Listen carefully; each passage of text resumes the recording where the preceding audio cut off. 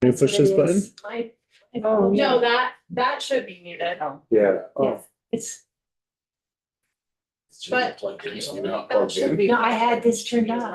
It should be right. You had that muted. Yeah, it's on now. Can you do a quick review We of what missed. I was apologize. covered?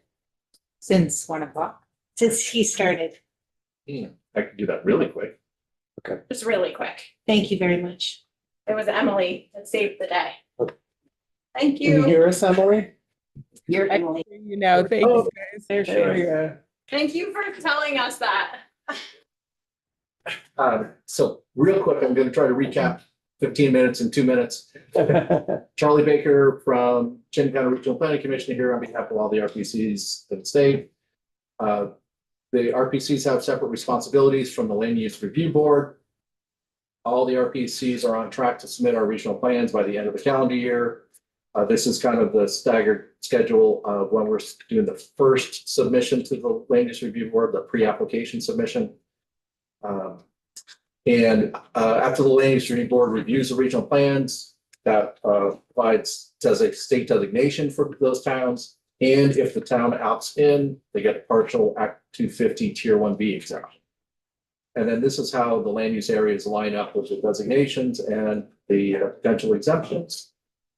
Any more questions on this slide? Maybe just a comment. I like the way you put it out there. In terms of what the RPCs are responsible for versus what's going on at the state level. And of course, you got to feed some stuff to them, but they're dealing with some of the more controversial issues. And I was just a comment in terms of how our Addison County group has been doing. There was a lot of concern, especially in some of the small rural towns, that are very heavily forested and kind of limited areas where you can actually build, and very concerned about whether they'd be able to find any housing anywhere. And Adam and his folks at our regional planning commission was very good at holding hands and clarifying in the future land use map material, explicitly, some of the guidance didn't talk about housing in particular in some of these areas. And people say, well, of course, but, please say it because that helps calm some of the fears that, yeah, you're going to be able, unless you're in tier 3 kind of thing, you're going to be able to build a home. And just kudos to you guys, because I know you all work with it. Well, and I'll come back to the housing question or issue a little bit. Sorry, this is one more version of this is what the RPCs are focused on, these tier 1 areas. Land Use Review Board has road rule in tier 3. That wasn't already crystal clear. And then just to give you some sense, these numbers they're probably 2 months old now, so don't take these numbers straight to the bank, but this is a rough sense of how much of the land area of the state has ended up in the areas that the towns are planning for growth. The 1B eligible areas. So this isn't all the areas that towns opted in for. This is the eligible areas. Is about 2.2. One notable number that I know is way off is Central Vermont RPC. They are producing their first map like right now. So we'll get their first draft map in the next iteration of this table. But it'll be more than 0.8%. I expect it'll be more like the other regions and be 2-point-something% of their region. So I think we'll get, maybe we'll climb up to 2.4, 2.5% of the state. The interim exemptions were 2.3. And just if that's a little different concept, but when 181 passed, they didn't want to wait for these maps to be done. So there were interim exemption areas, a quarter mile around village centers and half a mile around downtowns that added up to 2.3%. The legacy designations, so we've had the designation program for 20-something years now, maybe 25 years. They totaled 0.3% of the state. So this is some significant increase in those designation areas, 7-8 times, maybe more. by the time we get done. So, but that gives you some sense, I think, of the land area that towns have really, whether there's, and there may not be water and sewer in all these places, but really where towns are planning for growth is, 2.5% of the state. Because we can add the 0.3% to the 2.2%. The legacy designation. Oh, no, I'm sorry, I'm just estimating central Vermont will be a little higher, so it'll be a little higher than 2.2. I don't know exactly what, but yeah, sorry, I didn't get that. I think I shouldn't have added combined that. one B and one A. No. Is there any other question? And housing targets. So that was another piece of this, was that the state, the Department of Housing and Community Development, was supposed to develop statewide housing targets. You can see the table here on the right. They did targets for 2030, but they did a lower and upper target. So they kind of gave us a range. You can see the numbers for 2030, where it's somewhere between 27,000 and 41,000, and then out to 2050, 79,000 to 172,000. So those are pretty big ranges. I would say in general, Dave can speak to, Dave Seneca from NVDA. Speak to that, but I think most of us are kind of using like a midpoint out in 2050 as kind of like the long-term planning, kind of a goal. And when we're talking to communities, we're really are trying to be very careful, like there is no accountability. This is it's a target, but it's really a planning goal to see if you can get there. And you can see they vary by county. The Vermont Housing Finance Agency worked with DHCD to really look at how much land was available that didn't have resources on it and stuff. And so these numbers in theory, they're customized to each region of the state. Important note down here, as we've been, and this is fairly new information we just talked about at our group meeting last week. Kind of the RPCs are ranging about 50 to 70% of these targets being able to be accommodated in those tier 1B eligible areas. So that's a lot of housing in 2-point-something% of the state. But it also tells you like that's where sewer systems are, and that's where denser zoning is. There's a big difference. If you could do 8 dwelling units an acre versus 1 dwelling unit every 10 acres, right? So it's a lot of density there, but also keep in mind the flip side of that is probably 40% of the housing still needs to happen in rural areas. So we should not be shutting down rural housing growth. And also, I think Let's Build Homes presented on Friday. I think they were like, I can remember 70% of housing over the last 15 years has been in these rural parts of the state. So that's been the geography where most of the housing has been produced. I'm sure if we did a poll in this room, most of you live in rural Vermont. How long am I? All right, nobody's gonna say I'm wrong. Okay, excellent, except for one. I don't. That's probably about right. I'm kind of iffy. But Barry's rural. Berry And we need City? the exceptions that are afforded. yeah, and 80% of Vermonters live in rural Vermont. So this is not, we are the most rural state. We have the largest lot size of any state. So none of these are surprising. So just turning a little bit to 325. We've had a lot of meetings with towns and residents over the last year. A lot of focus on these tier 1B eligible areas. As we've been working with towns, we've been trying to see if they can identify at least one center where, even if they don't want to opt in, but they could at least still get the designation benefit. 2 major issues bubbled up. One, there is a really good process for us to be able to amend our plans or to make tier 1B requests outside of this first cycle.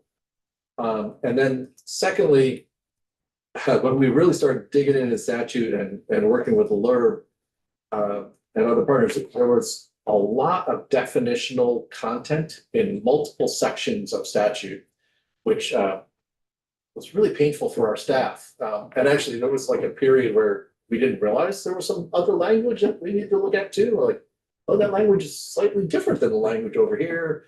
And so, anyway, a couple of the, this is in section 11 of 325, is the regional plan amendment process. And there's three major changes in there. One, the Community Investment Board, rather than waiting for the RPC first public hearing, really should be involved in that pre-application review rather than waiting till later. A streamlined process for amendments. So rather than 9 months, maybe a couple months, like, yeah, we'll have a couple of public hearings, but this is an amendment. We're not writing the whole thing again. And then also a streamlined process for tier 1B change. So that's in section 11 of 325 is really this amendment process is very important from our view. And then this definitional issue spreads across multiple sections of 325, and you can see reference here, section 12, section 13, section 16. And this is really, I guess what I was going to summarize, they're trying to get all the definitions to be in one section of statute so that our successors have a little easier time than we did understanding what statute's saying. There was the smart growth language was in a different section. Seems like that should be up here with these planning definitions. So adding that back in. And then 16 was really about the designation program and clarifying that step 1 centers do not have to have historic districts, which always was the case, but it kind of got muddied with some extra wording. And you may hear this referred to as, geez, the RPCs want to remove the word historic. And we love historic things. But the reason that we're asking to remove the word historic from one definition is because there's historic and non-historic centers. So I think last Friday I made reference to, sorry, I happen to live in Representative Duke's district, but in the New North End of Burlington, like, what is that?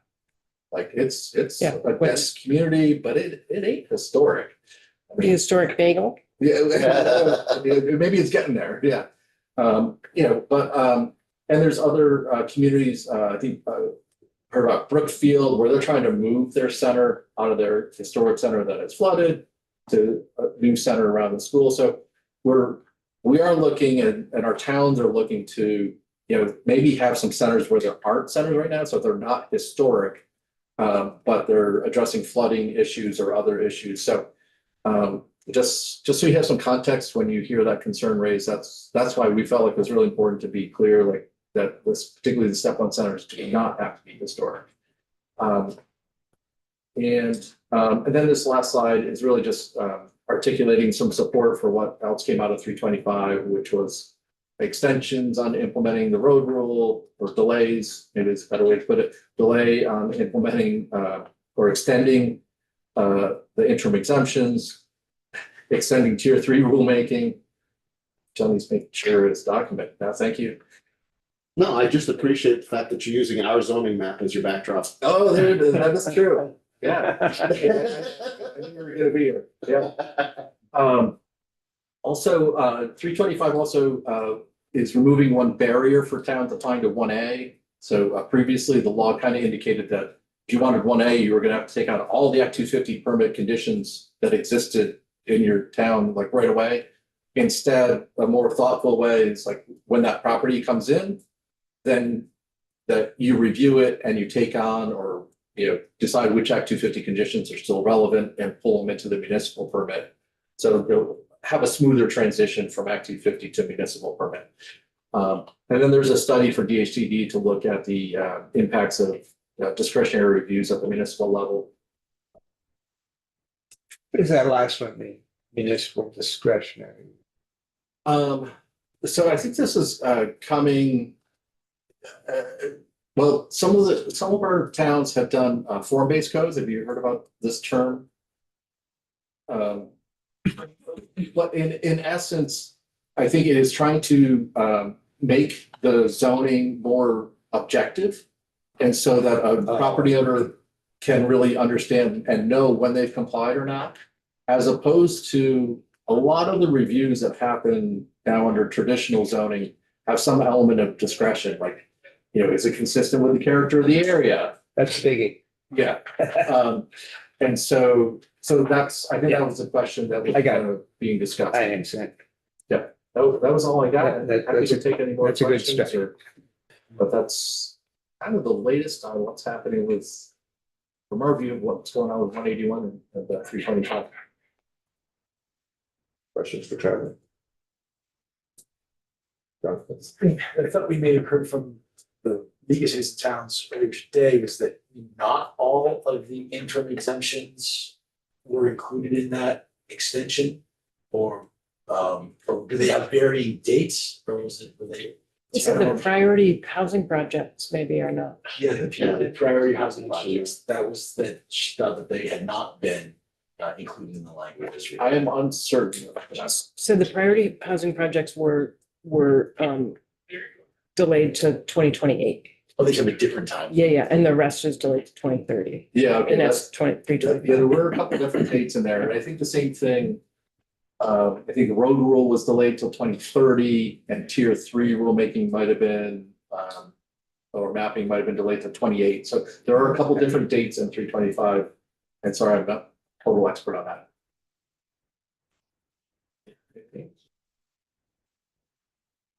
Yeah. Right. Okay. Wish you luck as you deal with. Smooth. I'm not above deleting some of this.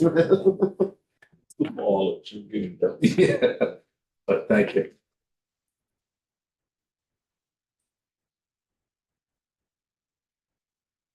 Dave?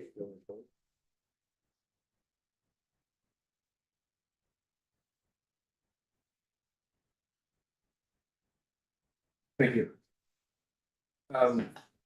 For the record, my name is Dave Snedeker. I'm the director of the Northeastern Vermont Development Association, Northeast Kingdom. And we're a regional planning commission like Charlie and Chittenden County and the others. So just to know where we are in the process, we're getting ready for our board to vote to submit our draft regional plan to the Land Use Review Board next Thursday. There's a lot of work. We have 55 towns, so we had to meet with each one of them once, but a lot of times more than once, sometimes up to 5 times. It's been a lengthy and iterative process. So we're hoping we can get there in the end. One of the things that Charlie touched on were the housing targets. We have those in our region, just like all the other regions do. One thing that I noticed in a bill, this is unrelated to S 325. In 327, I believe at one point there was funding for brownfields. And in our region, we have EPA brownfield dollars. There's probably 5 RPCs in the state that actually have an active EPA program now. But the others don't. So the brownfields is a critical part of funding projects in our region, redevelopment projects, including housing. So right now we have, with our regional affordable housing provider, 6 projects in the pipeline that we've done the front work with the environmental work, and it's saved money for the actual housing projects themselves. So if there's a way to add funding back in for the state brownfields program, that would be nice. The other thing I wanted to talk about was the rural industrial development program. So in addition to being an RPC, we are our regional development corporation, one of 12. And we're actively looking at two rural industrial development. I'll just use the term RIDIP if that's okay. We're looking at 2 RIDIP applications currently, both for the city of Newport. One would be partnered with federal money to use RIDIP money to actually purchase the whole in downtown Main Street Newport. And those applications are underway. And if there can be changes to the program that make it more attractive rather than that 20% of the total cost of a project up to $1 million, if we could actually make it a larger percentage of a project where we could use RIDIP. The other project in Newport, and you may remember your committee's visit up to Galvion, Newport, the helmet factory. Yeah. So we actually have an opportunity to buy 30 acres of land right behind that facility to add on to Newport's industrial park. And we would use RIDIP for that as well, but that would be in combination with debt financing. So the less debt we could have to take on for that project would be good. And I guess that's pretty much 2 programs I wanted to talk about. And then the veggie sunset, I would totally support removing the sunset if at all possible for economic development. Questions from Dave? What kind of responses are you hearing from municipalities, talking to them about. that. For the mapping, yeah, the largest concern in our region, probably like other regions, is the tier 3 and the road rule. Well, we don't have a lot of areas that are eligible for exemptions, like the tier 1 areas. But we do have a lot of rural areas, as you know. And that's, when you apply the potential tier 3 maps and then the road rule, much of our region is going to be subject to Act 250. So I saw the letter from the rural caucus that where many people signed on to repeal. And I think my towns would greatly support that as well, that would be. And I think a lot of our problems would essentially go away. If that's done. Yeah, I share your concern as well. I was looking at one of my towns that I represent. I mean, the topography is such that there's a lot of forest and hills and stuff, and then you have area, where the roads go, it's a little flatter, you can build something. But the way, there's this one town, so it's suitable for building. But then I don't know, I'm probably getting some of the terminology wrong, but somehow it was overlaid some of the habitat corridor stuff. And it wiped out, the suitable land. Now, how that, I'm really fuzzy on how that will be applied to tier 3 and all that, but people are worried about it. Questions for Dave? Dave, thank you. Good. Thank you for your work. Thanks for both of you for impromptu coming in and chatting with Charlie's presentation. us. Great.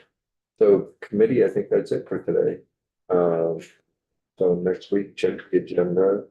We'll be looking at our bills Monday. First thing, we're S-173, so we'll be having what? No, it's S-313. It's wrong on here. So we're having Julia and Ezra from Joint Fiscal coming in and talking with us. Then we'll be looking at after the floor at S-327. That's so I think main piece of that, right, for that discussion will be the C-PACE proposal that just come over from. Great. A new piece that we're gonna add in. Yeah. Great. And What's the acronym? What was it? C-PACE, commercial PACE.